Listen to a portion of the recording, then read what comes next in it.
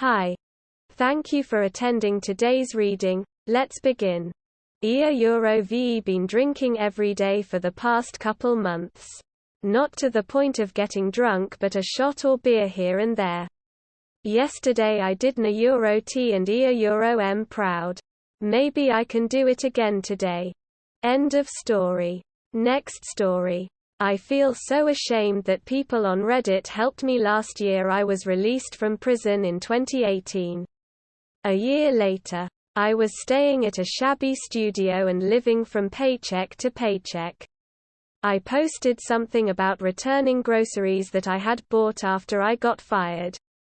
Company was downsizing. A few people felt sorry and offered me money. I declined. I was just wondering if I could return stuff that I had bought days before. Eventually, I did accept some money just to get by. I did find another job because my criminal background didn't appear on the background check. I just finished my 1-year anniversary and make close to $70,000 a year. I really don't worry about money and can buy myself nice things. Despite all that, I am forever ashamed that I got so desperate that I was going to return groceries, and there aren't too many people who understands what that's like. End of story. Next story. I wish I didn't have a sister. My sister, we'll call her Meg, has wrecked my life. She has severe autism, Down syndrome, epilepsy, partial deafness, sleep disorder, and will never grow out of the mind of a 2-year-old. She was 4 when my twin and I were born, and my twin had been born with major medical issues as well. My parents handed me off to a nurse while they spent all the time they could with my twin. When we went home, Meg didn't know what to do with us. I was pushed, beaten, kicked, and once Meg threw me down the stairs. My twin was fine since she was all they cared about. When I was 4, Meg would scream, kick and cry all day. And my parents didn't know what to do. This caused my parents to turn to drinking. And they were alcoholics for years. They thankfully stopped drinking and used the money instead for their depression medication. This lasted until I was 10 to 11 years old. Meg would go to a school where all the kids have severe disabilities. And it is one of the scariest places I have ever gone. My mother was the president of the PTA and would force me to go to the school to show our support. When she went away to act like Gandhi, kids would hurt me. She would tell me it's my fault. It's always my fault. When she wasn't at the school, she was sleeping or on the couch because Meg would kick and never sleep in the middle of the night. I could never get sleep because she would be screaming all night. I would use food for comfort. So I was quite a large kid. I was alone every day at school because no one wanted to be friends with a fat girl. Around this time, Meg started to not only scream but puke up her food as well. We later found out she did this for attention. Anytime she ate 10 minutes later, it would be all over the floor. My grandma would babysit me and my sisters, and spend time with us by making us do chores and hitting us and Meg if we didn't comply.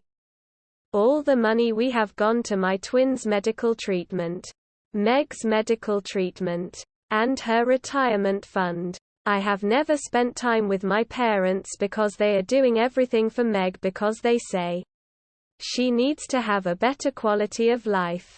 They take Meg for hours at a time to parks, pools, hanging out with her friends, and on shopping sprees. I am in middle school right now, and this story is all over the place.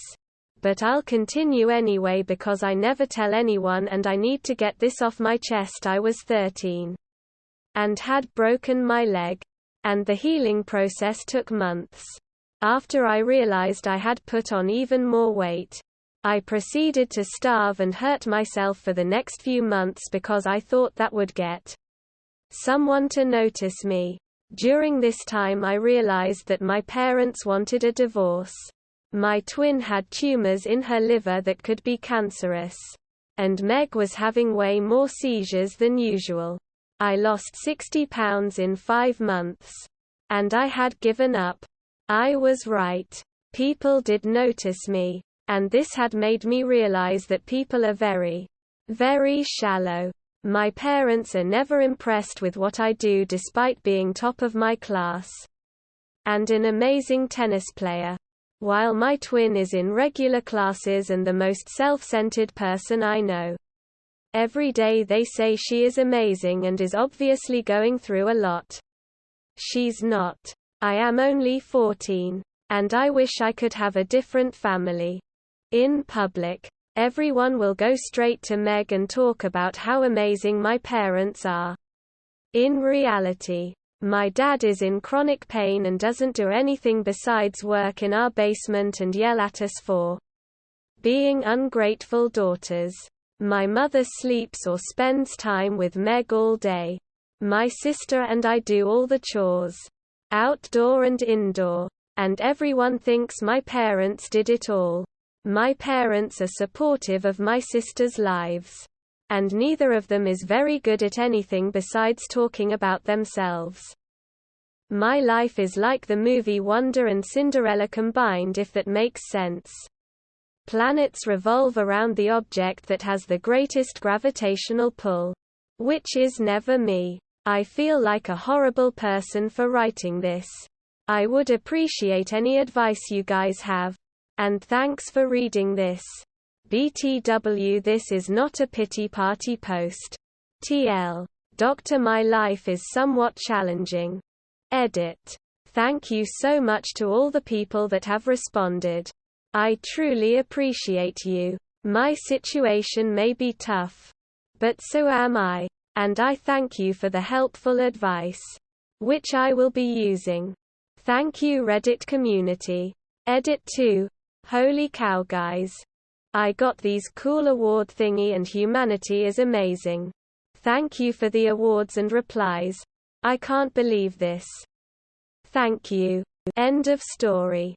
Next story. I used to make fun of people for playing Dungeons and Dragons. But I played with co-workers last month and I had a great fucking time. Totally regret being an asshole to people about it all these years. End of story. Next story. I really find penises aesthetically pleasing and an instant turn on. I am a girl who actually solicits dick pics from guys. Mostly because I really like how penises look. All of them, all the different colors. Whether they are circumcised or not. I like them big or small. I like them hard or soft. I just love how dicks look. I don't know why people think penises are strange. Or weird. One good look at a dick or dick prints on pants and I am instantly turned on. I haven't really told anyone about this because I feel like a creep. I'm also aware that a lot of people in general won't agree with me. So here we are. Update. My inbox was indeed flooded. But not with dick pics. Instead, I got to read some of the funniest one-liners I ever have.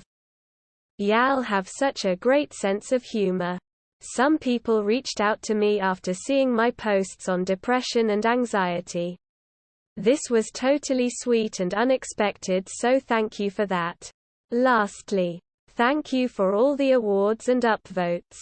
I am a little embarrassed that this particular post garnered so much attention. Only one dude was really creepy, but the rest of them were really nice to talk to.